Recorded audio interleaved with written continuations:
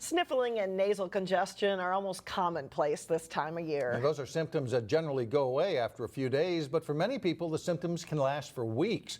In today's Health Check, Elaine Cleveland looks at how a relatively new technology is helping to improve the lives of people with chronic sinusitis.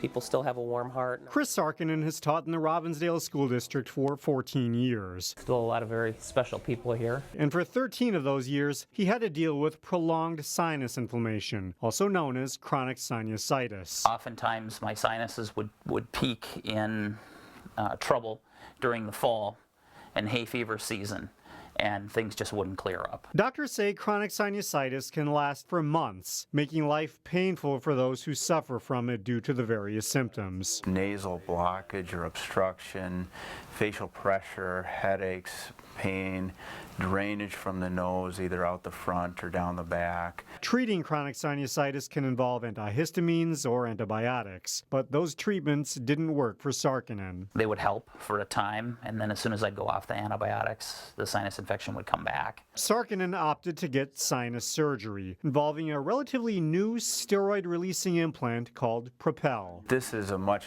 more effective way of putting the steroid where you want it and keeping it where you want it. The Propel implant is placed in... During surgery, doctors would put the Propel implant in the ethmoid sinus, located between the eyes. It then expands to prop open the sinus and gradually releases an anti-inflammatory medicine directly to the sinus lining. Yeah, it is definitely a game changer and a tool to basically, especially during surgery, keep those openings open instead of having them scarring back down and undoing what we've just done with the procedure. While Dr. Johnson calls it a game changer, for Sarkinen, it's been a life changer. But I would say I really haven't thought about my sinuses, in months. In Maple Grove, Elaine Cleveland, 12 News.